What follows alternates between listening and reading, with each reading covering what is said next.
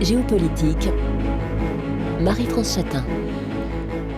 Bonjour et merci de nous rejoindre pour cette nouvelle édition. Nous sommes à Nantes à l'occasion des Géopolitiques de Nantes, un événement que nous vous faisons suivre depuis plusieurs années, organisé par le lieu unique et l'IRIS, avec le soutien de Nantes Métropole, un rendez-vous annuel qui propose des journées de débats et de rencontres pour décrypter les défis stratégiques auxquels le monde est confronté. The West versus the Rest, nouveau clivage géopolitique, point d'interrogation, la question est posée. Pour y répondre, nos invités, Niagale Bagayoko, politologue, président de l'African Security Sector Network et enseignante à Sciences Po. Bonjour. Bonjour. Nicole Niesotto, vice-présidente de l'Institut Jacques Delors, son dernier ouvrage, Europe, changer ou périr, aux éditions Talendier. Bonjour. Bonjour à tous. Jean-Marc Four, directeur de Radio France Internationale et président de l'Association de la presse diplomatique française. Bonjour. Bonjour à toutes et à tous. Et François Clémenceau, chroniqueur international de la matinale de LCI et à la Tribune Dimanche, ancien correspondant d'Europe 1 et du journal de Dimanche à Washington. Bonjour. Bonjour Marie-France. Le moment actuel des relations internationales est difficile à caractériser. Est-ce que l'on assiste à une forme de désoccidentalisation du monde ? Et quels en sont, si cela est vrai, les marqueurs les plus significatifs ? Faut-il parler de rupture ou plus simplement d'évolution, de transformation des rapports de force internationaux ? Les pays en développement sont dans une position beaucoup plus forte qu'auparavant. On parle de Sud global, de revanche de ce Sud global alors que la notion même est contestée. Il est vrai que le terme est assez réducteur pour définir un groupe très hétérogène qui rassemble des acteurs dont l'exaspération longtemps restée sourde s'exprime désormais avec force contre l'Occident, appelez-lui le Nord global. Mais pour répondre au titre même de cette table ronde, The West versus the Rest, cette expression a-t-elle du sens à vos yeux ? Est-ce qu'on peut... Et on peut rappeler qu'elle est née avec la guerre d'Ukraine, l'abstention d'un certain nombre de pays à l'ONU au moment de condamner l'agression russe, et puis la solitude des Occidentaux lorsqu'ils ont décidé de l'adoption de sanctions. Ils n'ont été suivis dans cette démarche par aucun État d'Afrique, d'Amérique latine ou d'Asie, à l'exception de la Corée du Sud, du Japon, de Taïwan et de Singapour. Alors, The West versus the Rest. Nicole Niesotto, je vous propose de commencer avec vous. Est-ce que cela a du sens ? Et est-ce que ce clivage correspond à une réalité qui vous semble pérenne ou bien circonstancielle ? Alors, ça a un certain sens, évidemment, mais ça n'est pas, à mon sens, le clivage fondamental qui explique aujourd'hui le désordre mondial. Moi, je ne crois pas à une division binaire, confrontationnelle du monde, où il y aurait d'un côté la démocratie, l'Ouest, le droit, le bien, et de l'autre côté la force, les autocraties, le Sud global et le chaos. Je ne crois pas à ça, c'est trop simpliste par rapport à la complexité du monde. Mais en revanche, je crois qu'il y a deux clivages très importants. Il y a l'Ouest contre la Russie, ça c'est clair, et les États-Unis contre la Chine. Mais ça ne fait pas un clivage global Ouest versus le reste. Très rapidement, l'Ouest contre la Russie. Et là, je dirais, l'Ouest, c'est beaucoup plus que les États-Unis et l'Europe. C'est pour ça que ces mots n'ont rien à dire. La fameuse résolution des Nations Unies de mars 2022 condamnant l'attaque russe sur l'Ukraine, il n'y a que 35 pays des 192 membres des Nations Unies qui se sont abstenus ou qui ont voté contre. Ça veut dire qu'il y a une immense majorité qui est du côté de l'Ouest pour défendre le droit international et pour défendre le fait qu'un pays n'a pas le droit d'en attaquer un autre. Et ça, c'est un vrai clivage, ceux qui sont pour le respect du droit international, l'intégralité des frontières, et ceux qui préfèrent la force au droit. Donc l'Ouest contre la Russie, ça existe. Et ensuite, les États-Unis contre la Chine, alors c'est un vieux clivage qui existe depuis Obama. Obama a été le premier à dire que désormais la priorité des États-Unis, c'était la puissance chinoise, de contrecarrer la puissance chinoise. Alors ça a d'énormes implications dans le monde. Les Américains sont partis dans une espèce de croisade pour convaincre les Européens et beaucoup de pays du Sud de les rejoindre pour endiguer, contrecarrer, dissuader la montée en puissance de la Chine, mais ça ne veut pas dire pour autant qu'ils ont réussi à faire de ce clivage, nous et eux, West versus the Rest, l'explication unique de l'ordre mondial. François Clémenceau. Je suis mille fois d'accord avec ce que vient de dire Nicole, mais j'apporte juste cette précision-là. En fait, l'expression West versus the rest, effectivement, elle date de la guerre en Ukraine, mais elle avait été précédée par une une expression qui était West and the rest. Et c'était le grand historien américain Niall Ferguson, d'origine britannique, mais qui avait trouvé cette expression pour désigner à l'époque tous ceux qui avaient colonisé le reste du monde et les colonisés qui avaient subi la colonisation. Et en ce sens-là, historiquement, il avait raison, non pas pour prouver de façon très contestable d'ailleurs les bienfaits de la colonisation, mais pour dire que c'était un marqueur effectivement historique de ce qui avait pu séparer les pays colonisateurs riches et les pays colonisés pauvres, avec énormément évidemment de richesses naturelles, mais qui sont restés pauvres. Et après, je suis d'accord aussi avec Nicole pour dire qu'on n'est pas dans un monde binaire, qu'il y a de multiples facettes, et si on prend aujourd'hui l'organisation du monde sur le plan géographique, sur le plan civilisationnel et culturel, sur le plan économique, il y a des clivages qui ne sont pas du tout ceux qui se résument à travers cette expression-là. Et c'est d'ailleurs l'une des raisons pour lesquelles, dans les années, à la fin des années 2008, on a créé le G20. Le G20 est bien l'expression d'un moment où on se rend compte que ça n'est plus supportable de pouvoir continuer à avoir une gouvernance mondiale qui ne tient pas compte de l'émergence d'un certain nombre de pays qui acquièrent de la puissance économique et donc de la puissance politique avec.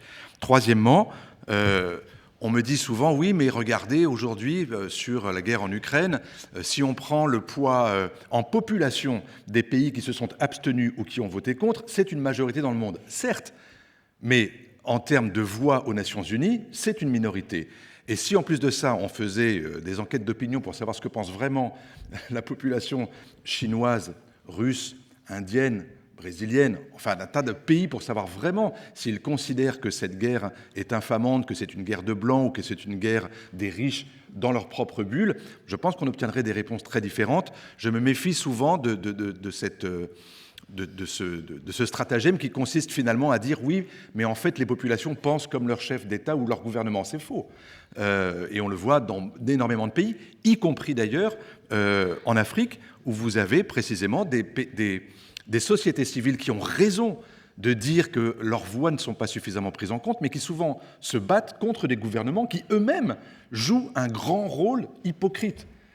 De se réclamer du Sud quand c'est à leur avantage, et notamment pour recevoir de l'argent, des investissements dans un combat primordial et évidemment incontestable qui est celui contre le réchauffement climatique, on en parlera tout à l'heure, mais qui d'un autre côté, sur le plan politique et géostratégique, utilisent leur voix pour contester aux pays du Nord l'idée qu'ils puissent avoir raison ou qu'ils mènent leur propre guerre sans se soucier de ce qui se passe au Sud. Donc, méfions-nous de ces labels, de ces qualifications hâtives. Le monde est effectivement beaucoup plus complexe que cela. Et la guerre en Ukraine, à mon avis et à mon sens, doit se résumer effectivement dans une question posée aux pays du Sud. Et encore une fois, ce terme est générique et il n'est pas extraordinaire, mais disons à ce pays du Sud global, est-ce que oui ou non, vous considérez que la souveraineté, le respect des frontières et le respect des valeurs démocratiques est un marqueur en soi qui doit vous différencier dans votre prise de position lorsque vous votez aux Nations Unies.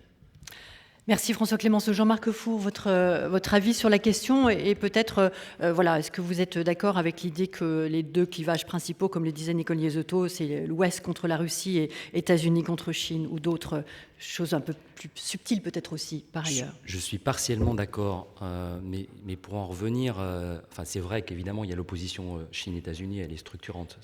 Ce sont les deux gros pôles quand même malgré tout. Et c'est vrai que la question de la Russie est centrale. Néanmoins, j'en reviens à la formulation « the West versus the rest ». Trois choses. Premièrement, le reste, en tant que groupe global et prétendument homogène, n'existe que parce qu'il cherche à être un contrepoids à the West. Il n'existe que parce que, d'une certaine manière, the West a peut-être pas, a abusé un peu de son hégémonie. Je pense pas tant là à l'héritage mal soldé de la colonisation que, par exemple, aux paramètres économiques. Bretton Woods, le FMI, la position des Occidentaux sur le climat, qui est très égocentrée, en fait, qui s'occupe assez peu de ceux qui sont les premières victimes de la question climatique, c'est-à-dire au Sud. Même si on parle de la guerre en Ukraine, de l'Ouest est très auto-centré. Et dire cela n'est pas sous-estimer l'agression russe en Ukraine. Mais du coup, de l'Ouest se moque un peu du Yémen ou de la RDC. alors que la situation y est dramatique depuis des années et des années. Donc, premier point, le reste n'existe en tant que global que par contrepoids à l'ouest et à l'attitude de l'ouest. Deuxième chose, pour le reste, c'est le cas de le dire, ce sud global ou ce reste global n'existe pas en tant que groupe homogène. Prenez les BRICS, puisqu'on évoque souvent les BRICS. Déjà, dans la formulation de départ, les désaccords entre l'Inde et la Chine sont, on pourrait les développer pendant une heure. Je veux dire, ils sont abyssaux, culturellement, militairement, stratégiquement, tout ce que vous voulez. Entre la Russie et la Chine, prétendument alliées aujourd'hui, en réalité, la rivalité est historique, majeure. Si vous prenez l'élargissement des BRICS aujourd'hui, puisqu'on a 6 nouveaux membres, l'Arabie Saoudite et les Émirats et l'Iran, je ne vais pas vous faire un dessin, la rivalité régionale est majeure. Si vous prenez l'Éthiopie, qui est entrée aujourd'hui dans les BRICS, l'Éthiopie n'est probablement entrée dans les BRICS que absolument pas par rapport à la question de l'Ouest, mais parce que l'Égypte y est entrée et que la préoccupation centrale de l'Éthiopie, d'ailleurs même pas l'Afrique, parce qu'ils sont à peine africains, puisqu'ils disent en plus on n'a pas été colonisé, leur préoccupation c'est d'entrer dans les BRICS parce que l'Égypte y est entrée et qu'en Éthiopie tout ramène à la question de l'Égypte. Donc il n'y a pas de globalité du reste, il n'y a pas d'homogénéité du reste, c'est le deuxième point, sauf en termes de contrepoids à l'ouest. Et enfin, troisième paramètre, ce qui me semble plus majeur aujourd'hui, c'est une forme d'autonomisation de chacun, une quête d'autonomisation de chacun. C'est-à-dire que chaque pays va raisonner, ou chaque gouvernement va raisonner en fonction de ses propres intérêts à lui. Et vous pouvez appliquer ça à un nombre incalculable de pays. Par exemple, si vous prenez... reprenons l'Inde, qui revendique ouvertement la stratégie du multi-alignement, elle l'assume pleinement. Elle dit oui, je suis un partenaire stratégique des États-Unis, mais en même temps, j'achète des armes à la Russie, et c'est comme ça parce que moi, c'est ça qui m'arrange. Et c'est pas une affaire de Narendra Modi. C'est-à-dire que si vous posez la question, et on l'a posée il y a quelques jours à Rajiv Gandhi qui était à Paris, il dit la même chose. Il dit si j'étais au pouvoir, je ferais exactement la même chose. Quand vous regardez la Turquie, c'est pareil. La Turquie, on dit vu d'ici qu'elle joue double jeu. On peut le regarder comme ça, mais vu de Turquie, et si l'opposition avait gagné la dernière fois, ça n'aurait pas changé grand-chose. La Turquie, effectivement, joue son propre intérêt. Et son propre intérêt, c'est par rapport à sa position géopolitique, géostratégique, géographique, tout simplement. C'est-à-dire qu'elle joue des deux côtés. Elle joue son propre intérêt. Et vous pouvez appliquer ça comme ça à un nombre incalculable de pays. Il y a l'Arabie Saoudite qui multiplie les alliances d'un côté et de l'autre aujourd'hui, alors que c'était l'allié traditionnel des États-Unis. C'est pareil. C'est-à-dire qu'il y a une volonté, et quelque part, c'est tout à fait intéressant, passionnant et même satisfaisant quelque part intellectuellement. Il y a une autonomisation de chaque pays en fait, plutôt que le clivage ouest versus le reste. Alors beaucoup de pays effectivement ont une lecture, et de plus en plus de pays et de continents ont une lecture de plus en plus autonome vis-à-vis de ce qui se passe dans le monde. On parle de multi-alignement. Niagale Bagayoko, quel est votre regard à vous? Est-ce que la question aussi du ressentiment est quelque chose d'important dans les relations internationales aujourd'hui? Oui, absolument. Moi, je me prononcerai par rapport aux évolutions que je peux constater sur le continent africain. Il me semble qu'il est tout d'abord important de distinguer les stratégies des États eux-mêmes, mais aussi cet acteur majeur que deviennent les opinions publiques, indépendamment de leurs représentants désignés, pas forcément élus, mais désignés en tout cas, ou autodésignés. Il y a tout d'abord, comme cela vient d'être indiqué, une approche, à mon avis, de plus en plus réaliste en termes de réel politique, qui fait que du côté des États africains, on n'est pas, à mon avis, dans un choix entre l'Ouest, la Russie ou d'autres acteurs. On est dans une stratégie qui vise à maximiser ses propres intérêts en multipliant les partenariats, quels qu'ils soient. Ça, c'est vraiment une évolution qui me paraît fondamentale et qui n'est absolument pas nouvelle. C'est-à-dire qu'aujourd'hui, on découvre que, en effet, des relations extrêmement approfondies ont été nouées au cours des 20 dernières années par les États africains avec des partenaires internationaux extrêmement diversifiés sur tous les continents. Ça, c'est le premier élément. De l'autre côté, vous aviez ces opinions publiques qui forcent en réalité les gouvernements à adopter des postures de plus en plus nationalistes qui correspondent à leur volonté viscérale aujourd'hui de reconnaître leur fierté, leur propre histoire, leurs propres valeurs, et qui refusent de manière de plus en plus violente toute injonction, notamment de la part des partenaires qui préconisent un ordre de type démocratique et libéral. La plupart des coups d'État auxquels on a assisté sur le continent au cours des 3 dernières années, je précise à l'exception de ceux du Tchad et du Soudan qui sont très particuliers parce qu'ils se sont faits contre leurs opinions publiques, ces juntes militaires ont été portées au pouvoir par une forte aspiration populaire qui se reconnaît dans le discours d'indépendance qu'elles revendiquent. Mais ces opinions publiques sont également, on le voit, de plus en plus conservatrices d'un point de vue sociétal, notamment sur les questions de genre, de LGBTQ, etc. Et quand on parle du rôle d'acteurs comme la Russie, la Chine, notamment, je pense qu'on mésestime le fait que le conservatisme des sociétés africaines rencontre un écho du côté de l'ordre moral aussi, qui est préconisé par ces puissances. Enfin, pour terminer, l'autoritarisme devient un soft power. C'est très intéressant à constater. On a beaucoup parlé du soft power libéral côté américain. Aujourd'hui, la figure de l'homme fort devient un modèle d'inspiration. Alors, on peut le voir à travers Poutine, on peut le voir à travers, bien sûr, Xi Jinping, mais même sur le continent, Paul Kagame devient un modèle d'inspiration pour de nombreux États et leurs opinions publiques. Alors, beaucoup d'éléments par rapport à ce que vient de dire Niagale Bagayoko, Nicole Niesotto. Je retiens la notion d'ordre moral qui prend une place de plus en plus importante, et l'autoritarisme qui devient un soft power, une certaine contradiction tout de même dans cela. J'avais cette question pour terminer cette première partie d'émission, et malheureusement le temps passe vraiment très très vite. On a rapidement parlé de la question du ressentiment. Il est vrai qu'il y a une posture d'accusation qui a longtemps été celle des pays du Sud. Concrètement, rien n'est vraiment sorti de cela, mais ce que l'on voit aujourd'hui, c'est que l'heure de blâmer est presque terminée et les pays agissent. Oui, alors l'heure de blâmer n'est pas terminée, je pense, parce que l'Occident est devenu un bouc émissaire très commode pour 1000 raisons différentes dans l'ensemble des pays dits du Sud. Moi, ce qui me frappe, c'est que effectivement, il y a une dénonciation, non pas de l'Occident en tant que tel, mais du pouvoir exorbitant que l'Occident garde 70 ans après la fin de la Seconde Guerre mondiale. Il a le veto dans toutes les institutions internationales, l'ONU, FMI, Banque mondiale, ce que n'ont pas des grands pays du Sud, comme l'Inde par exemple, et la Chine est à peine représentée au FMI ou à la Banque mondiale.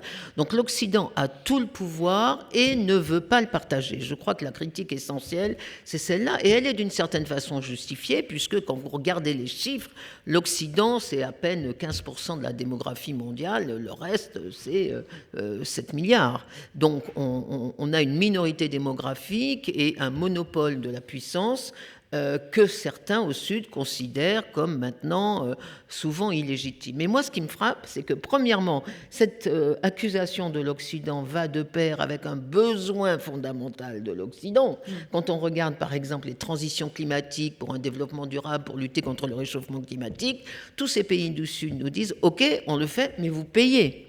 Autrement dit, ils ne peuvent pas le faire sans l'apport financier, prêt, dons, ce que vous voulez, des Occidentaux. Et deuxièmement, certains pays dits du Sud, qui sont les plus violents, ne peuvent pas vivre sans l'aide au développement occidental. L'Érythrée, l'Égypte ne vit que par l'aide américaine, l'Érythrée aussi, n'en parlons pas. Donc il faut prendre cette critique de l'Occident avec des nuances. Le besoin de l'Occident est absolument essentiel.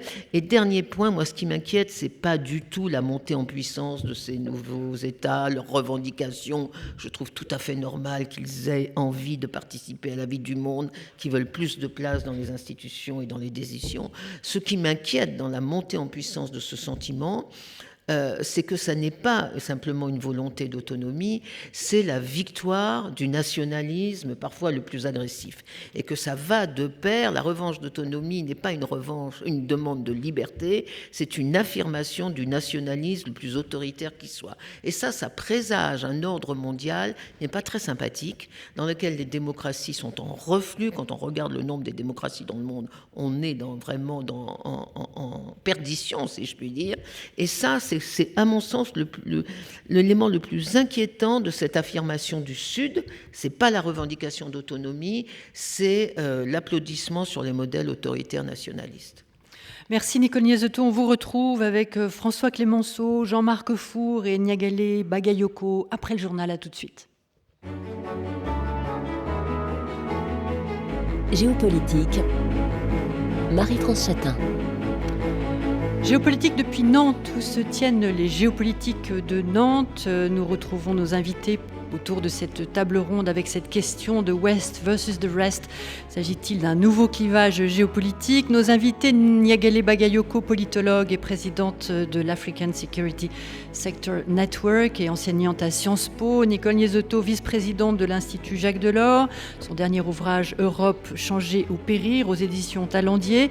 Jean-Marc Four, directeur de Radio France Internationale et président de l'Association de la presse diplomatique française. Et François Clémenceau, chroniqueur international de la matinale de LCI et à la tribune dimanche. François Clémenceau, la première réponse à la question que je vais vous poser maintenant en reprise des éléments que nous a apporté Nicole Niazetto à la fin de la première partie, où on a évoqué à la fois ces accusations et ce besoin de l'Occident de la part des pays du Sud. Et Nicole Niazetto évoquait son inquiétude face à la victoire du nationalisme qu'elle qualifie du plus autoritaire qui soit, et la démocratie, les démocraties en reflux dans le monde. Votre commentaire, François Clémenceau? Je ne suis pas très étonné parce qu'il se passe en gros la même chose chez nous. C'est-à-dire que vous avez une sorte de jeu de miroir entre Nord et Sud, entre Est et Ouest, qui est assez fascinant. C'est-à-dire que de plus en plus, et sous le travail très pernicieux des plateformes et des réseaux sociaux, vous voyez effectivement monter en puissance des opinions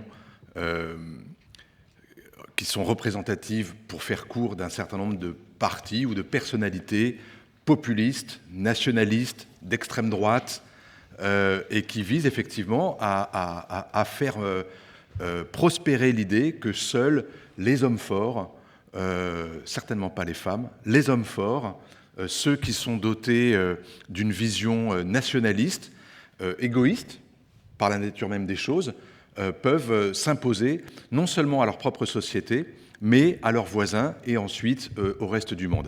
Ça, c'est extrêmement inquiétant, mais j'allais dire, les pays du Sud qui s'adonnent aujourd'hui à cela, d'abord, c'est pas nouveau, parce que si on regarde dans les processus de décolonisation, il y en a certaines qui ont admirablement réussi au bout de quelques années, avec un certain nombre de leaders qui ont cru à la démocratie, qui ont cru à la modernité, qui ont cru à l'émancipation des femmes, etc., etc. Et puis d'autres qui se sont recroquevillés dans une forme, effectivement, d'isolation au sommet du pouvoir. Mais voilà, je ne sais pas qui a copié qui, mais il y a cette grande tendance qui est mondiale, personne n'en a l'exclusivité, et qui, effectivement, de Donald Trump à Bolsonaro, en allant jusqu'à un certain nombre de chefs d'État africains, à des leaders du Golfe, et jusqu'en Asie avec évidemment Xi Jinping, Narendra Modi, que Jean-Marc a cité tout à l'heure.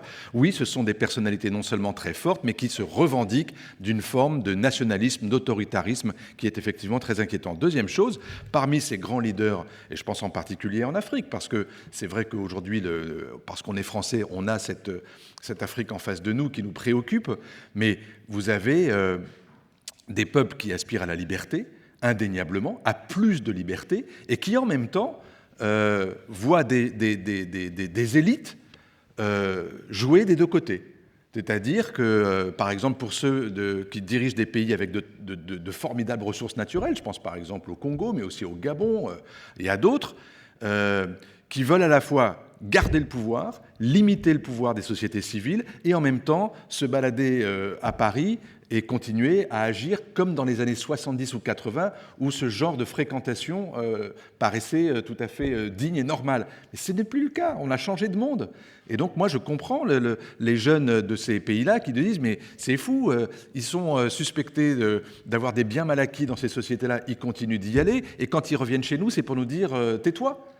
Ça c'est plus supportable. Et donc nous, lorsque nous on le dit, on est regardé comme j'allais dire comme si ce n'était pas nos affaires, comme si on ne pouvait plus avoir un mot à dire sur ces sujets-là, comme si nous étions indignes de participer à ce grand débat sur la démocratie dans le monde. Et donc il y a un vrai problème de dialogue.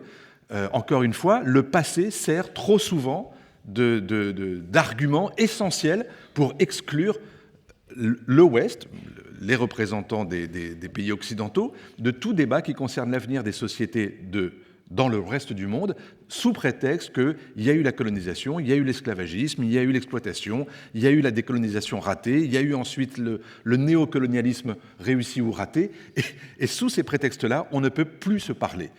Et on le voit bien d'ailleurs dans les grands carrefours et les grands forums que sont les forums multilatéraux, comme les Nations Unies, le G20 ou autres, il n'y a plus de dialogue possible. Et donc, ça, pour moi, ça crée non seulement un problème encore une fois, pour les opinions publiques et les sociétés civiles de ces pays qui vivent sous un très fort autoritarisme, au nord comme au sud, mais ça pose également un vrai sujet. L'absence de dialogue ne résoudra rien sur les questions globales. Rien. Et ce serait, j'allais dire, même ce sera l'inverse qui va se produire. C'est que dans l'absence de dialogue, chacun va se dire « Pourquoi est-ce que je bougerais si l'autre ne bouge pas ?» Alors la question évidemment du problème de dialogue, elle est posée avec celle de l'absence de confiance.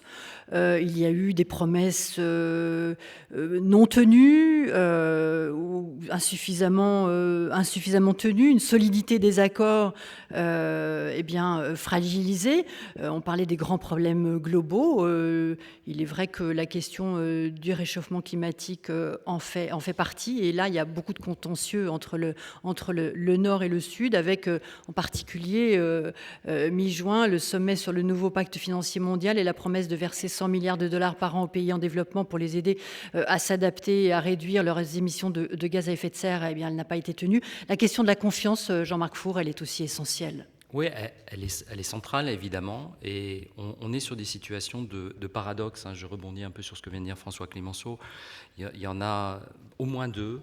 Le premier, c'est ce que disait Nagali Bagayoko tout à l'heure, est très juste sur une forme d'aspiration dans les sociétés à l'homme fort, enfin, ou au despote éclairé, on peut peut-être le dire comme ça, et en même temps... vous avez quand même une envie d'exode massif vers les sociétés de liberté que sont les nôtres. Donc on voit bien que là, on a un vrai paradoxe. Et la question de la confiance, elle est au milieu, là, hein, on la rejoint. Et un autre paradoxe, particulièrement sur l'Afrique, me semble-t-il, c'est que vous avez tout un discours panafricaniste qui souvent vient en justification de ces mouvements, pour faire court, anti-Occident ou anti-français dans un certain nombre de pays. Discours panafricaniste qui, sur le papier, est intéressant. Après tout, on pourrait le comparer d'une certaine manière au fondement de l'Union européenne, si on le prend de façon très théorique. Mais en réalité, trop souvent, ce discours panafricaniste cache bien mal une réalité extrêmement nationaliste dans chaque pays. Donc c'est une sorte de feuille de vigne qui va dissimuler des replis sur soi nationalistes. Voyez, donc on est sur des situations pleines de paradoxes, je trouve. C'est effectivement, ça rend les choses très complexes à analyser, mais il y a quand même pas mal d'hypocrisie.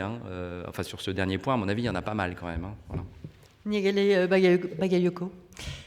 Oui, en effet, ce que vous signalez à propos de l'émergence de ce mouvement que je qualifierais de néo-panafricaniste par opposition au panafricanisme fondateur de Kwame Nkrumah notamment, qui aujourd'hui prend des formes pour certaines très préoccupantes, puisqu'on voit même émerger la revendication d'un suprématisme noir l'art. Hein, c'est quand même quelque chose de particulièrement préoccupant qu'on voit en effet, comme vous le dites, ailleurs. Hein, les suprématistes blancs aux États-Unis, c'est quelque chose qui n'a jamais disparu. Donc il faut savoir que cette mouvance existe aussi, mais là aussi, pour démontrer la complexité des choses, ce néo-panafricanisme n'est pas aussi unitaire qu'on pourrait le croire. Il y a des voix modérées en son sein qui sont extrêmement virulentes dans la critique de l'Occident, mais sans vouloir arriver à une rupture. Hein. On le voit notamment parmi les groupes de rap, c'est assez intéressant de ce point de vue-là. Il me semble aussi que par ailleurs, vous parliez des feuilles de vigne et des hypocrisies. Ce à quoi on assiste, c'est aussi au retour de bâton de toutes les ambiguïtés, de toutes les trahisons qui ont entouré la promotion de la démocratie depuis le début des années 90. En réalité, on s'aperçoit qu'on a eu affaire non pas à de véritables démocraties, mais à des démocraties dévoyées qui ont souvent été vidées de leur substance parce qu'elles ont été réduites tout simplement à des processus électoraux, c'est-à-dire qu'on s'est satisfait de la victoire dans les urnes, tout en la sachant très souvent entachée d'irrégularités, et qu'en revanche, les partenaires internationaux qui en faisaient la promotion ont très souvent fermé les yeux sur la restriction de l'espace civique, des libertés fondamentales et de l'état de droit. Et c'est cela qu'on paye aujourd'hui, notamment parce que les gouvernements civils élus, démocratiquement élus, n'ont absolument pas répondu aux promesses en termes de développement, de sécurité, beaucoup, hein, ça a beaucoup joué, de progrès social au niveau individuel et collectif. Alors la question est, est-ce que la Chine répond plus favorablement à tout ce que Nyagalé Bagayoko vient d'évoquer, Nicole Niezautou, et puis bien, pour l'Occident, qu'est-ce que ça veut dire en termes de défis et comment s'adapter dans un monde qu'il ne peut plus dominer? Oui, alors, ce que vous disiez me faisait penser vraiment à c'est ce vers de Sganarelle. L'hypocrisie est un vice à la mode et tous les vices à la mode passent pour vertu, dans Don Juan. Parce que l'hypocrisie des dirigeants africains, on en trouve souvent trace dans les dirigeants de l'Ouest. Aujourd'hui, la Pologne et la Hongrie n'ont de démocratie que le nom. Ce sont des pays qui foulent au pied l'état de droit et sur lequel on a très peu de moyens de pression. Je fais une parenthèse, mais normalement, la Pologne et la Hongrie doivent prendre la présidence de l'Union européenne en juillet 24. Vous imaginez une Europe dirigée par par deux pays populistes, nationalistes, d'extrême droite, où le droit des femmes, des minorités est bafoué. Moi, alors, quand je dis il faut suspendre la Pologne et la Hongrie, pardonnez-moi, il faut suspendre la Pologne et la Hongrie de l'Union européenne, on me dit ah mais c'est pas possible, c'est pas dans le droit européen, ils ont droit à la présidence. Et moi je réponds, si l'état de droit est contre la démocratie, il y a un moment où il faut qu'on se pose une question. Pardonnez-moi de cette... l'hypocrisie, elle est aussi chez nous, et l'Ouest est loin d'être un modèle de vertu, et dans beaucoup de nos pays, la démocratie est également réduite à un processus électoral. Qu'est-ce qu'on peut faire face à cela, face à l'affirmation, parce qu'on a deux tendances.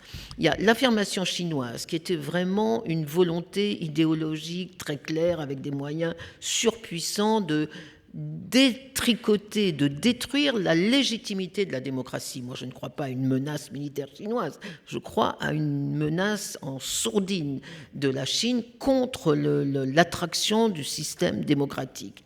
Mais on a aussi cette menace que vous disiez, donc de délégitimation de la démocratie par un certain nombre de gouvernements qui n'ont qu'une idée, c'est de garder le pouvoir et de s'en mettre un maximum dans les poches. Qu'est-ce qu'on doit faire, nous, Européens?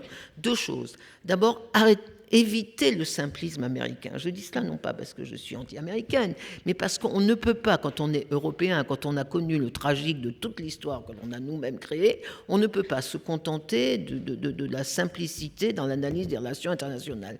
La Chine est peut-être un défi, mais ça n'est pas l'ennemi absolu, ça n'est pas le mal. On a besoin de la Chine pour le réchauffement climatique, on a besoin de la Chine pour éventuellement calmer Poutine et trouver une transition transition, et on a besoin de la Chine. Par exemple, sur l'Iran, pour contrer la prolifération nucléaire iranienne, on a la Chine avec nous contre les Américains. Donc il faut arrêter la simplicité, donc premièrement. Et deuxièmement, il faut défendre nos démocraties. La seule façon de lutter contre l'autoritarisme, c'est pas d'appeler à une grande croisade anti-chinoise, ni à une grande alliance de l'Ouest contre le reste, c'est de conforter, de restaurer, de montrer l'exemplarité de nos démocraties et de montrer qu'effectivement c'est le moins pire des systèmes du monde. Et c'est pour ça que j'en viens à l'Union européenne, que je connais un tout petit peu et que je défends. Il ne faut pas que l'Union européenne baisse la garde et accepte que dans son sein, il y ait la Pologne, la Hongrie, l'extrême droite au pouvoir dans de nombreux pays, la Finlande, la Suède, un des pays baltes, je ne sais plus lequel, et bientôt peut-être en Slovaquie. Il ne faut pas accepter ça. Si nous, démocratie européenne, on accepte que la démocratie chez nous, c'est un peu faible, mais tant pis, ça vaut mieux que la montée au pouvoir de l'extrême droite. Si on n'est pas sérieux sur la défense de l'état de droit chez nous, alors on ne peut pas l'être sur nos demandes de respect de l'état de droit chez les autres. Donc, d'une certaine manière, appeler l'Occident à changer de logiciel. François Clémenceau, et ensuite j'aurai une question pour Jean-Marc Four et Nyagali Bagayoko qui conclura un peu cette émission. Non, pour compléter ce que dit Nicole, je ne suis pas sûr et certain que ni en Afrique, ni en Asie, ni en Amérique latine, les jeunesses des sociétés de ces pays qui sont soit pauvres, soit en voie de développement, soit émergents, soit déjà dans le club des grandes puissances économiques, ne voient en la Chine ou en la Russie, qui sont aujourd'hui des pays qui profitent du recul occidental, notamment dans les pays de l'hémisphère sud, je ne vois pas ces jeunesses-là plus libres, plus riches ou plus dignes.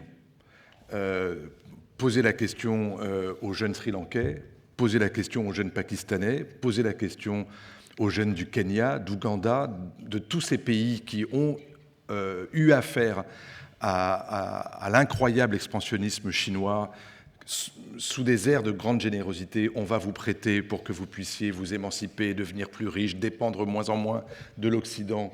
Mais ça a été globalement, depuis 10 ans, globalement un échec. Ces pays ont été pris à la gorge, n'ont plus les moyens aujourd'hui de rembourser à la Chine, se retrouvent avec une sorte de néocolonisation qui n'en dit pas le mot.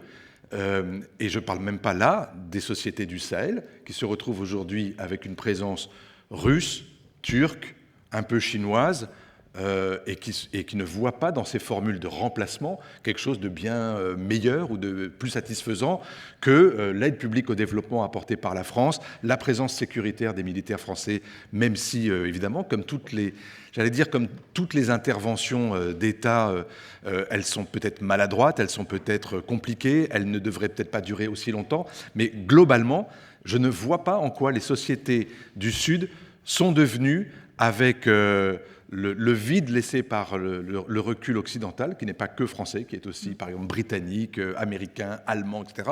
Je ne vois pas en quoi les remplaçants ont apporté ce qui manquait à toutes ces sociétés civiles-là.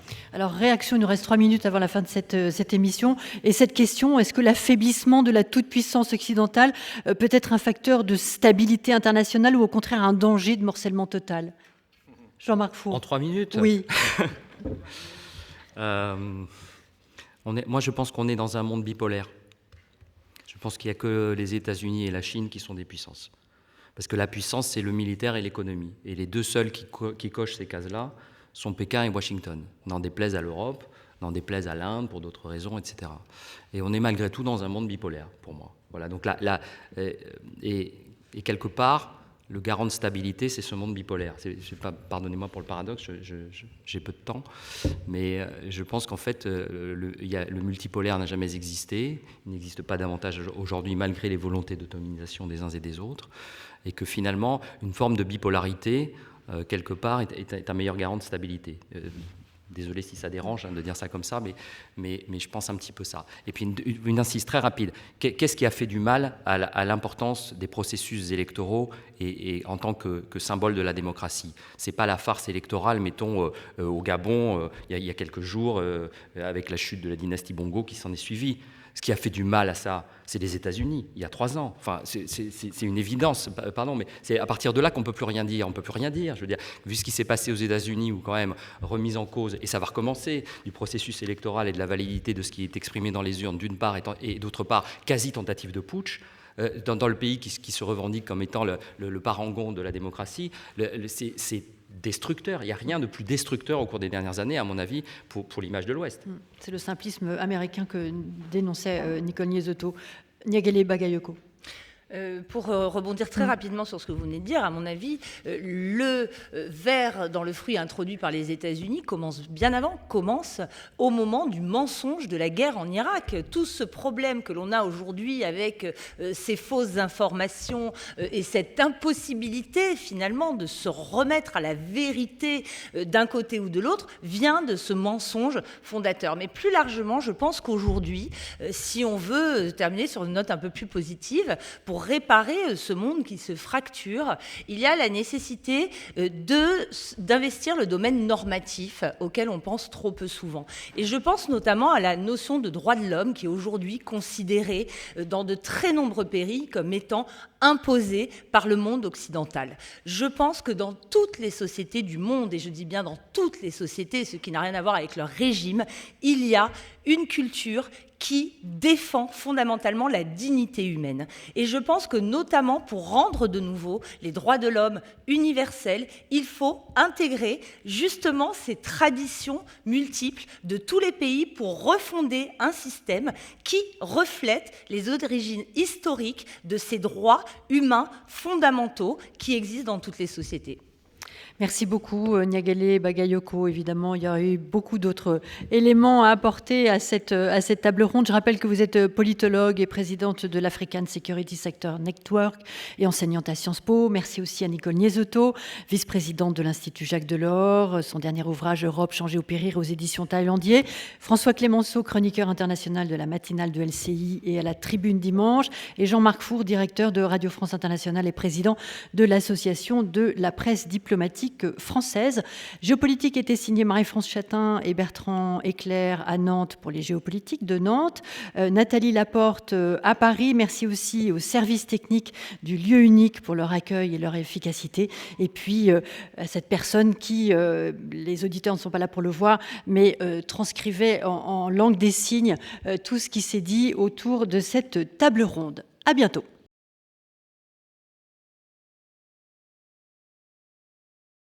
C'est maintenant à vous. Je pense qu'il y a encore plein de questions à approfondir, soit de celles qui ont déjà été évoquées et celles qu'on n'a pas eu le temps d'évoquer. Il y en avait un certain nombre. Je vois un monsieur qui lève la main dans le fond de la salle et un micro, je pense, qui se promène ici. Un monsieur là. Conservez votre main levée de façon à ce que la personne qui vous tend le micro... On va prendre 3 questions pour commencer et on recommence. Enfin, voilà, on poursuivra. Merci. Et quid de l'immigration? Merci. Merci parce que c'était très bref. Voilà, c'est ce qui nous va très bien. Quid de l'immigration? Et c'est quoi la question? Point d'interrogation. On n'en a pas parlé. L'immigration. Alors, vous voulez prolonger en disant de quelle immigration vous souhaitez parler? Est-ce que un aspect, en Europe, sur le continent américain, en Afrique. Pourquoi n'avez-vous pas parlé de l'immigration? Nous n'avons pas parlé de l'immigration. Okay. Nous allons le faire. C'est pas un problème pour l'Ouest? 3e interrogation. Ah, d'accord. Ok, merci beaucoup. 2 autres questions ici devant.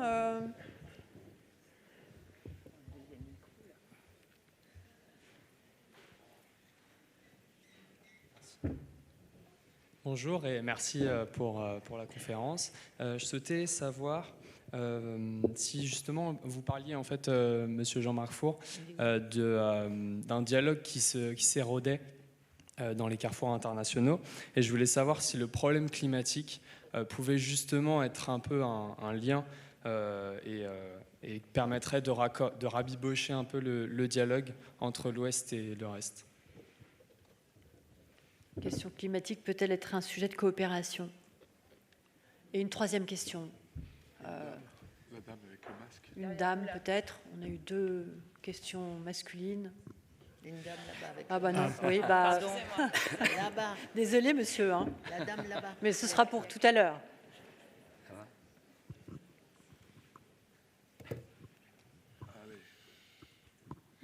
Merci beaucoup pour vos interventions très intéressantes. J'ai une question pour Niagale Bagayoko.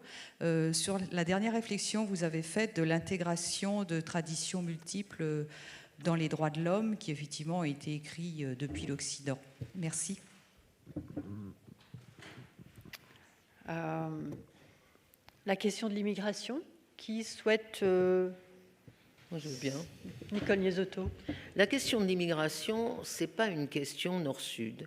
C'est à la fois une question sud-sud, c'est même beaucoup plus une question sud-sud qu'une question sud-nord. Alors c'est vrai que nous, on a les yeux rivés sur la Méditerranée, qu'il y a des atrocités humaines effrayantes qui se passent avec les vagues d'immigrés qui veulent venir en Europe, mais l'essentiel des migrations, en tout cas des migrations politiques, des réfugiés, des gens qui n'ont aucune autre issue que de quitter leur lieu de résidence, c'est sud-sud, ce sont des flux sud-sud. Par exemple, prenez par exemple la guerre en Syrie. Un petit pays comme la Jordanie avait accueilli plus de 2 millions de réfugiés sur 4 millions d'habitants. Et donc on a tendance à faire de l'immigration un problème qui attise à la fois notre impuissance, notre culpabilité, mais on oublie que ce sont des petits pays pauvres du Sud qui accueillent le maximum de réfugiés du Sud. Alors ça ne veut pas dire qu'on ne doit rien faire nous, mais il faut arrêter de penser que tout le monde vient en Europe. C'est pas vrai. Les 3/4 des habitants veulent rester chez eux. Quand ils sont obligés de partir, ils essayent de rester dans la région ou dans les pays de voisinage. Et l'arrivée en Europe est quand même une politique de dernier recours. Si je peux enchaîner sur le climat? Non. Alors, c'est vous. Alors, sur le climat, elle était adressée à Jean-Marc Four. Alors, c'est pas que je veuille... Ah oui, c'était pour vous. Oui. Mais je veux bien parler de l'immigration. Mais... Juste un mot sur l'immigration sud-nord. Et pardon si c'est un peu brutal, mais d'abord, c'est la preuve que les sociétés du Nord, quoi qu'on dise, restent à la fois prospères et ouvertes et libres. Je connais très peu de phénomènes d'immigration qui vont vers la Chine ou la Russie, et pas seulement parce que ce sont pour la Chine des sociétés effectivement qui sont dynamiques et attractives, mais parce qu'elles sont fermées, elles ne permettent pas aux individus de trouver à la fois sécurité, prospérité, liberté. Donc, je trouve qu'on a parfois tort d'oublier le fait que malgré tous les problèmes que ça pose, et ils sont très nombreux, les phénomènes de migration du sud vers le nord sont la preuve que nos sociétés restent encore à leur façon, et on peut en parler de longues heures, accueillantes. Et accueillantes parce que les gens viennent y chercher refuge, prospérité et liberté. Merci. Je vous redonnerai la parole, Nicole Niesotto, sur la question climatique. Et c'est vrai que les questions migratoires avec le changement climatique, la transition est faite. Jean-Marc Four. Juste une incise sur l'immigration. Cette prédominance des flux sud-sud par rapport aux flux sud-nord, elle date une bonne vingtaine d'années en réalité. On ne la voit pas, on n'en parle pas ici, mais ce n'est pas du tout un phénomène d'aujourd'hui. C'est un phénomène qui date depuis un moment. Et deuxième petite incise, on sait par ailleurs, et dire ça n'est pas dire qu'il faut ouvrir grand les portes, c'est pas ça que je dis, mais en revanche, objectivement, les sociétés occidentales, et ne parlons pas du Japon, ont un vrai souci démographique qui leur pend au nez, mais alors plus que pendre au nez, quoi. Et y compris, peut-être avez-vous vu les derniers chiffres de natalité en France qui sont tombés cette semaine, on n'a pas demain matin la main-d'œuvre par rapport à ce dont on a besoin. Voilà. Mais dire ça n'est pas dire ouvrons grand les portes, mais il faut quand même être conscient de ce paramètre. Sur le climat, je trouve la question très pertinente. Oui. En un mot, oui. Et je trouve d'ailleurs que cette occasion n'est pas suffisamment saisie, en fait. Je trouve que c'est dommage. Au-delà du fait, je mets de côté ce qui est l'essentiel, c'est-à-dire l'enjeu climatique de notre planète, voilà, qui est quand même le sujet essentiel. Mais même si je le mets de côté, intrinsèquement, est-ce que ce n'est pas une formidable opportunité d'un grand, effectivement, comme vous dites, je ne sais plus, rabibochage, vous avez dit, je ne sais plus, enfin, en tout cas, grand échange universel qui permette de renouer, effectivement, de la diplomatie qui dépasse les petits conflits d'intérêts des uns et des autres. La réponse est oui. La réponse est oui, en fait. Voilà. Sauf que malheureusement, et l'évolution des derniers mois va pas dans le bon sens, moi je trouve, on se replie à nouveau sur notre petite consommation de gaz et vous voyez, alors qu'il y a une opportunité diplomatique majeure, moi je trouve, et elle n'est pas totalement saisie comme telle, je trouve pas en tout cas, mais voilà. Donc en résumé, oui. Niagalé Bagayoko. Donc, pour réagir à la fois sur la question des migrations rapidement et sur celle qui m'a été directement posée, la question des migrations est évidemment au cœur de la plupart des enjeux d'aujourd'hui, mais je pense qu'elle se pose de manière différenciée pour les différents États, notamment au sein de l'Union européenne.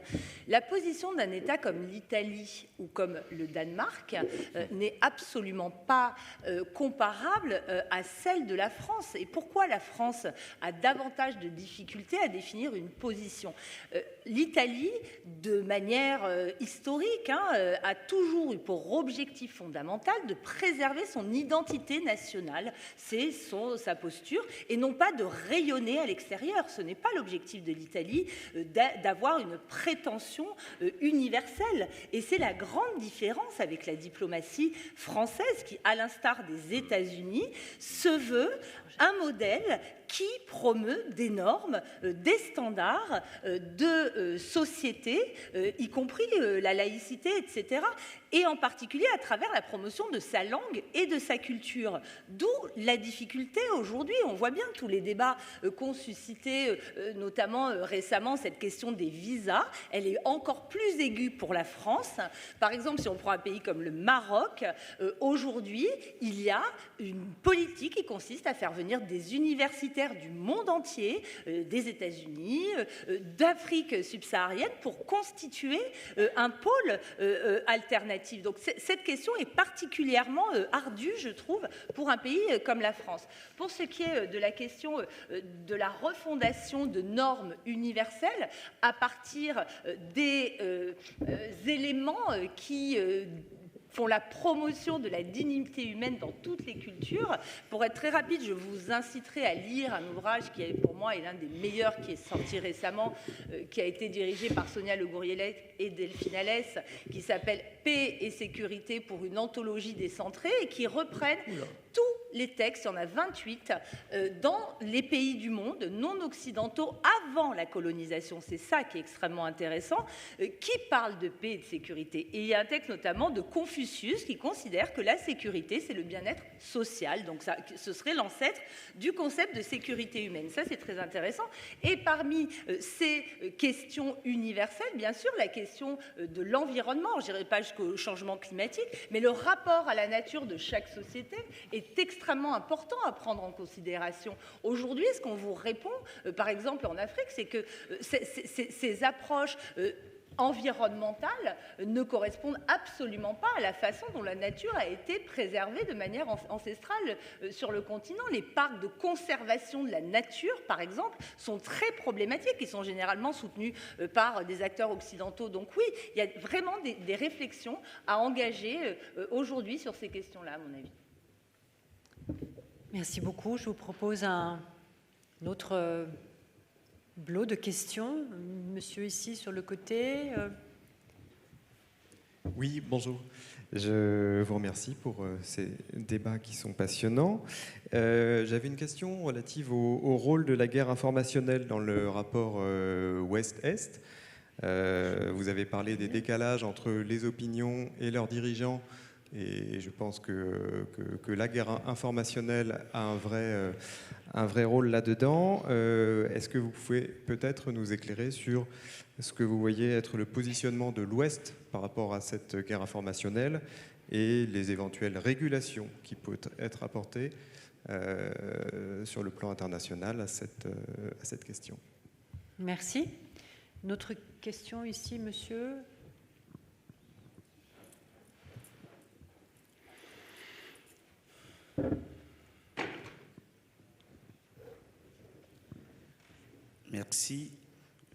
voudrais tout d'abord souhaiter la qualité du débat et puis la prestation de tous les débatteurs et du très haut niveau.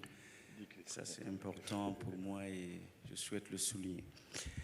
Ma question concerne le logiciel dont on en avait parlé tout à l'heure, du changement de logiciel de l'Occident par rapport au reste, aux pays du Sud. Et je crois que Mme Niagalé avait pris la figure du Paul Kagame. La question que je pose, est-ce que dans ce changement de logiciel de l'Occident, et qui peut-être par substitution, on a déplacé un peu le problème, et des agissements de M. Kagame actuellement en Afrique qui posent un certain nombre de problèmes, nous l'avons vu dans les opérations de maintien de la paix, que ce soit en Centrafrique et un peu partout, qui se comportent un peu à l'antipode de la démocratie. Et est-ce que l'Occident a fait un bon choix dans ce changement logiciel? Ça, c'est un exemple parmi tant d'autres que je pose le problème dans ce cadre-là. Et puis, par ricochet, nous savons qu'il y a les troupes de Kagame qui, en RDC, en Centrafrique, en collision avec Wagner. Et qui dit Wagner dit Russie, et on essaie de remonter un tout petit peu. Donc tout cela un peu dans cette question-là. La question, la deuxième, ça concerne exactement, je souscris un peu à ce que Madame Nicole le disait, en ce qui concerne cette question de la peur que nous avions, des questions de la démocratie en Afrique, parce que tous ces coups d'État, tout ce qui, toute cette hypocrisie, ainsi de suite. C'est vrai qu'il y a une problématique de l'opinion publique. Il y a cette aspiration, il y a cette réaffirmation, et c'est ce que M. Jean-Marc le disait tout à l'heure, à juste titre, à d'autres là de M. François. Mais il y a eu une certaine forme de manipulation. Et je pose la question suivante dans...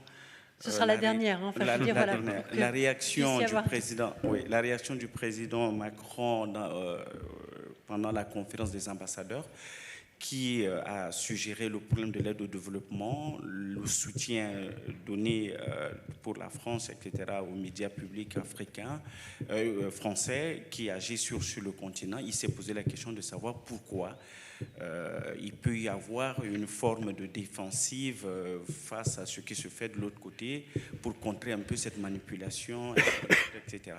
Et donc, voilà.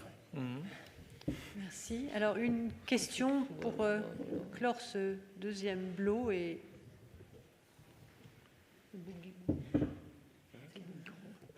Oui, c'est à propos de la Pologne et de la Hongrie. Je pense qu'il faut appliquer le théorème de Gourgaud-Montagne qu'on a dit hier. Tout le monde ne pense pas comme nous. Bon. Je connais ces pays où j'y ai vécu et travaillé. Je rappelle que les élections en Pologne sont libres, que les débats politiques sont libres, qu'il y a une presse d'opposition, des médias d'opposition et des réseaux sociaux d'opposition. Bon.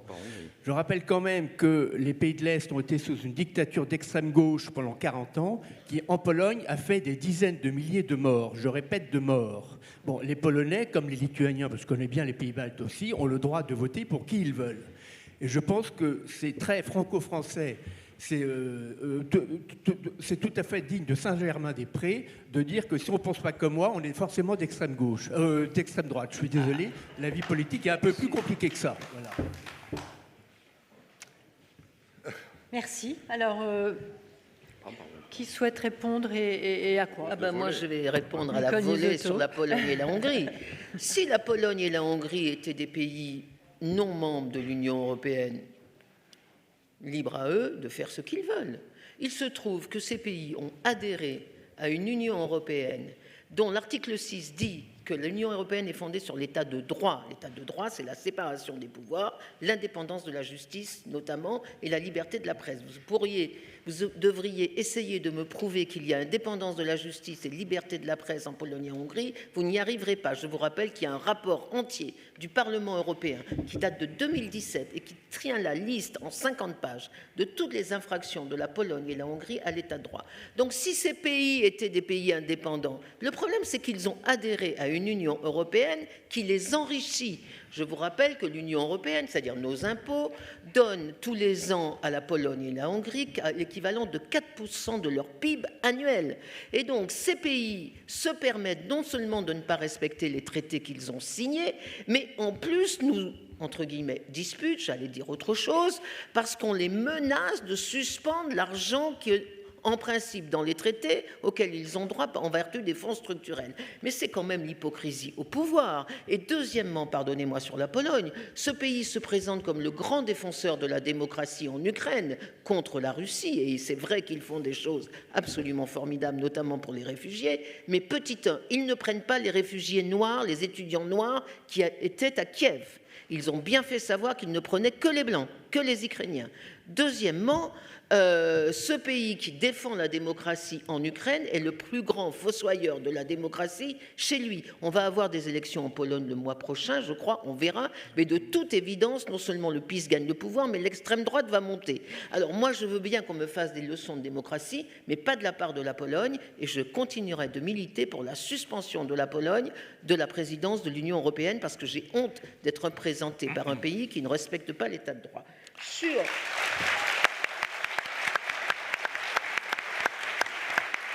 Mais pardonnez-moi, s'ils veulent sortir de l'Union européenne et faire un Paul VI, mon Dieu qu'ils le fassent. La justice, elle est quand même un peu plus indépendante en France quand même qu'en Pologne. Moi, je ne suis pas avocate, mais j'habite pas non plus à Saint-Germain-des-Prés, entre parenthèses. Ah ouais. Oui, non. Prendre une autre question. Non, mais c'est juste... L'argument de Nicole sur l'appartenance à l'Union est fondamental.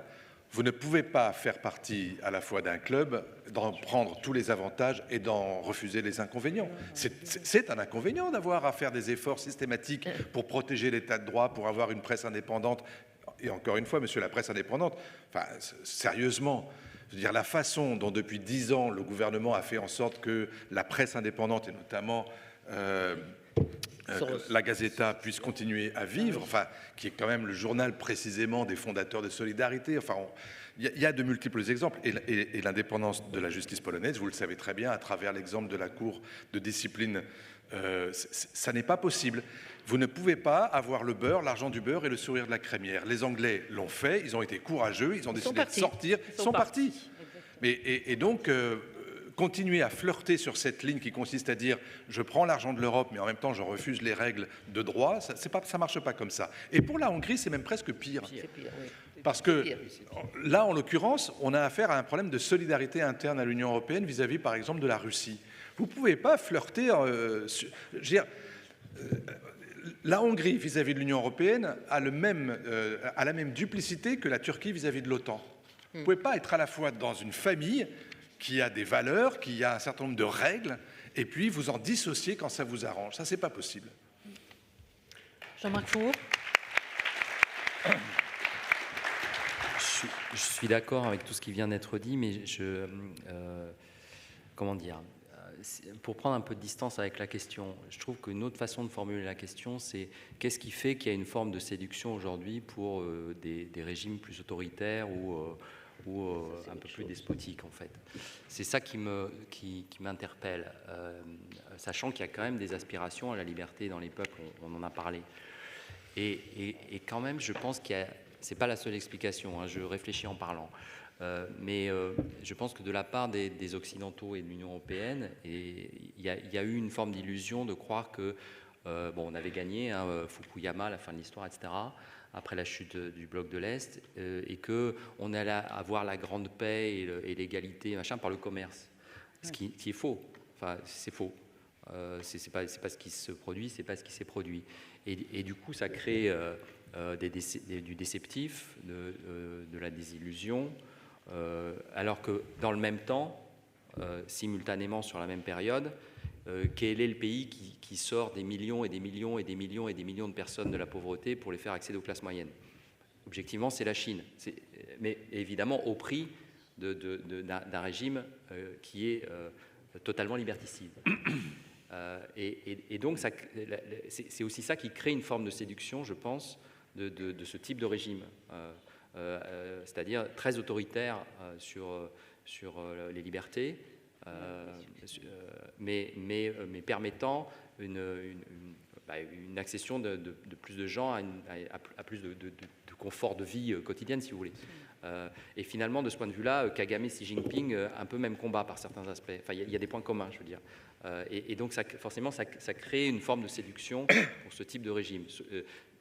Si vous voulez, c'est une autre traduction contemporaine en gros, la distinction marxiste, enfin le marxiste, pas idéologue, mais plus le marxiste sociologue, droit réel, droit formel. Donc, si vous n'avez pas de quoi manger, la question de la liberté, finalement, voilà, enfin, si vous ne pouvez pas bouffer, ce que je vous dis, il faut d'abord manger, quoi. Donc, mais si vous arrivez à manger, à un moment donné, où quand même la question de la liberté va arriver, hein. Donc je pense qu'on est aussi sur des cycles. Voilà, je ne sais pas, c'est peut-être un peu confus ce que je raconte, mais je crois qu'il y a quelque chose. C'est ça que je trouve intéressant dans le questionnement qu'on peut avoir finalement de Orban, qui est quand même totalement liberticide. Hein, on va le redire, il est totalement liberticide. Il y a zéro presse libre en Hongrie, rien, il n'y a plus rien. Voilà, vous ouvrez la radio, la télé, Orban est formidable. Voilà. Donc de la séduction qu'exerce à Orban, à Xi Jinping, à Kagame, à tout ce que vous voulez. Il y a quelque chose qui est lié à ce process que j'essaie d'analyser là de façon plus large. Voilà.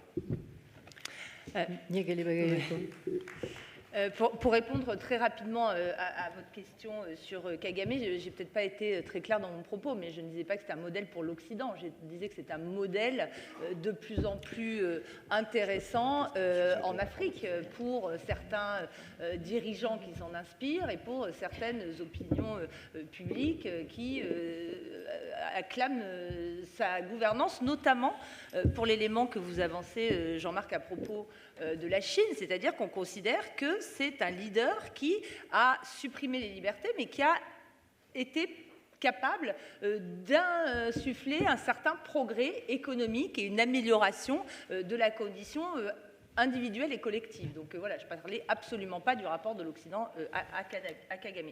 Pour ce qui concerne la guerre informationnelle, qui est absolument en effet l'un des enjeux majeurs pour le monde entier aujourd'hui, moi, je pense que l'Ouest, d'une manière générale, bon, d'abord, n'est absolument pas dans le même... là aussi, il est très fragmenté.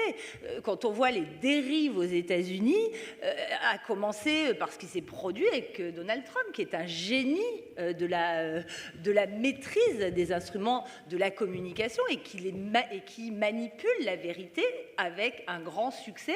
On est dans le prolongement du mensonge fondateur dont je parlais tout à l'heure. Donc il y a un problème au sein du camp occidental dans le rapport à l'information.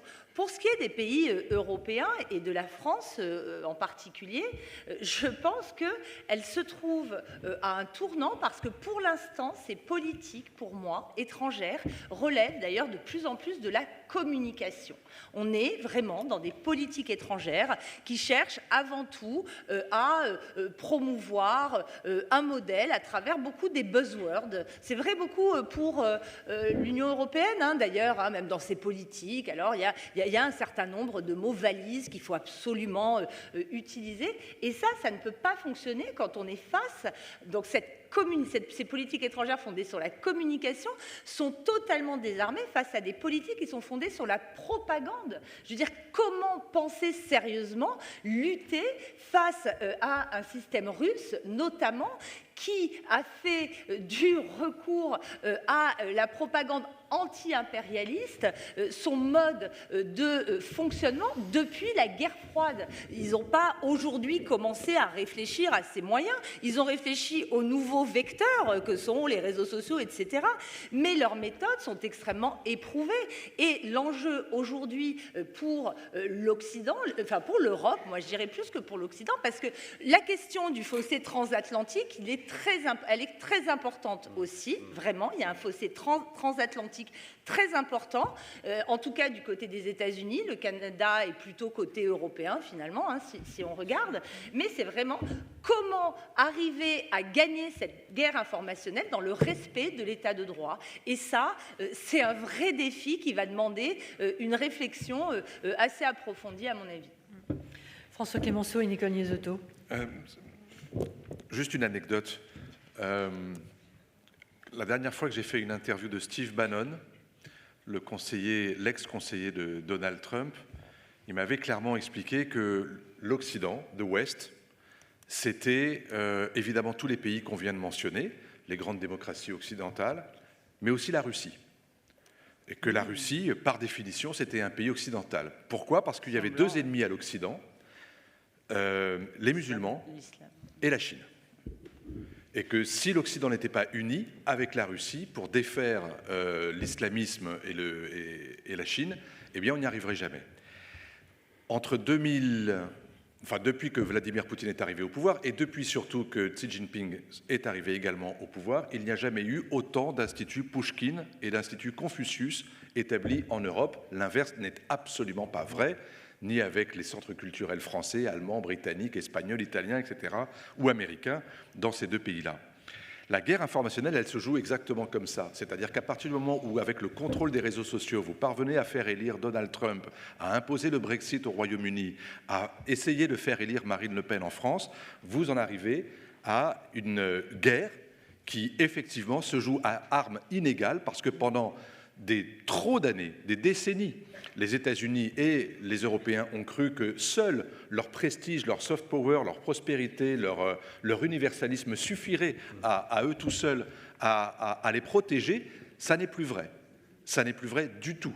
Et donc oui, il est urgentissime que ces pays-là se dotent de moyens, pas forcément exactement les mêmes que leurs adversaires, mais relèvent le défi de cette guerre informationnelle qui se joue par l'influence, le prestige, l'accompagnement, l'accueil des étudiants étrangers, la maîtrise des réseaux sociaux pour y faire de la contre-information et non pas de la désinformation. Bref, tout ça est absolument nécessaire. Nicole Nuzotto. Oui, moi je suis un peu... J'ai jamais vraiment énormément réfléchi à la guerre informationnelle, mais il me semble que c'est un moyen comme un autre de s'opposer ou de faire la guerre. Et que nous, occidentaux, on l'a toujours fait. Même avant les occidentaux. La propagande, Radio Free Europe pendant la guerre froide, c'était la grande radio qui était écoutée clandestinement par les dissidents en Europe centrale et en Union soviétique, qui essayaient de dire la vérité, qui faisait de la propagande pour de la démocratie, etc. Et tout ça faisait partie de notre politique en faveur des droits de l'homme et de la liberté à l'Est. Donc la guerre informationnelle, à mon avis, c'est pas en soi un mal. Bon.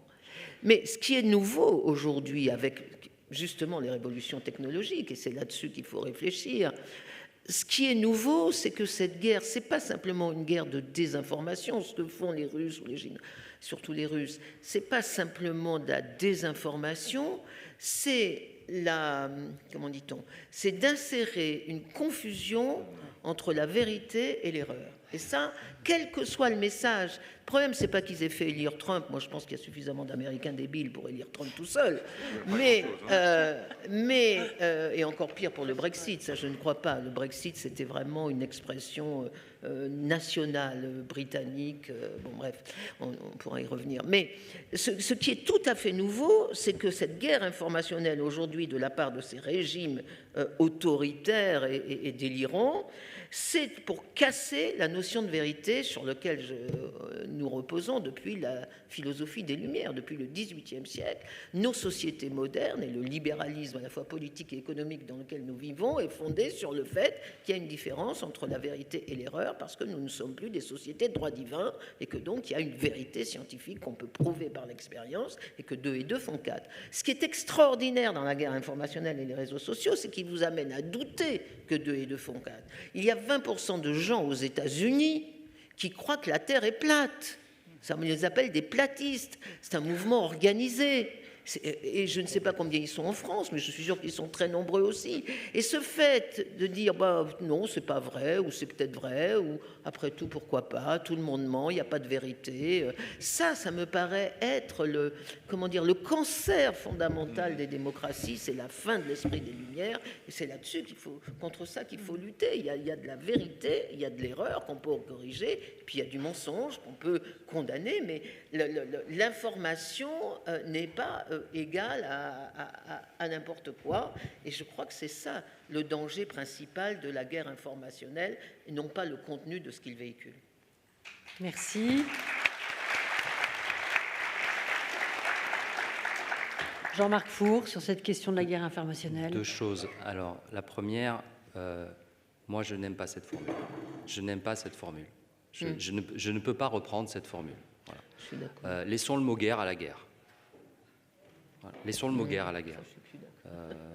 Voilà. Laissons le mot guerre à ce qu'il est. Laissons les soldats et les militaires faire leur travail. Et dans un monde où la puissance militaire redevient majeure, c'est important. Mais laissons le mot guerre à la guerre. Voilà. Je ne peux pas reprendre cette formule, en fait. Je ne peux pas la faire mienne. Je ne sais pas faire. Pour moi, c'est une manip, si vous voulez. C'est une guerre communicationnelle, si vous voulez, mais pas une guerre informationnelle. Je ne peux pas adhérer à cette formule. Parce qu'elle laisserait entendre que les journalistes seraient des soldats. Moi, je suis journaliste, je ne suis pas soldat. Et je dis ça avec un extraordinaire respect pour les soldats. Donc voilà, je ne peux pas adhérer à cette formule, je ne peux pas la faire mienne, c'est la première chose. La deuxième chose, c'est que dans ce paysage-là, quelque part l'Occident, on a vraiment fabriqué les idiots utiles de la désinformation pour le coup, hein. On l'a dit.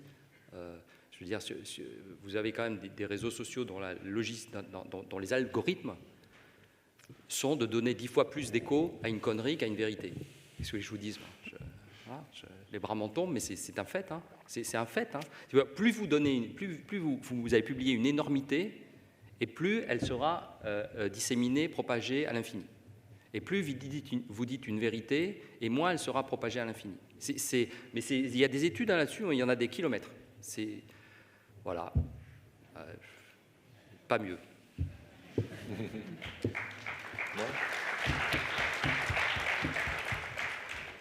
Voilà, je vois que la question était vraiment une question intéressante sur cette... alors j'ai compris qu'on n'allait pas parler de guerre informationnelle, mais de guerre communicationnelle, et avec 4 réponses tout à fait intéressantes et passionnantes. Je pense que c'est là-dessus qu'on va finir, à moins qu'il y ait vraiment une question urgente. Mais le temps, il nous reste 1 minute et demie. Je crois déjà que dans cette 1 minute et demie, on va pouvoir vraiment remercier chacun de nos invités. Nicole Niesotto, François Clémenceau, Jean-Marc Four et Nagalé Bagayoko, pour cet exercice double, les réponses à vos questions. Et puis, donc, cette émission de RFI à laquelle vous avez assisté à l'enregistrement. Merci en tout cas d'avoir été là aussi nombreux. L'amphithéâtre ou le grand atelier, comme il est appelé, est vraiment plein. C'est dire aussi le succès de ces échanges. Et pour nous, c'est très agréable de venir comme ça, de nous déplacer et de vous rencontrer avec des questions qui ne sont pas les mêmes que les nôtres, forcément, chacun. Et donc, merci infiniment d'avoir participé à cet échange.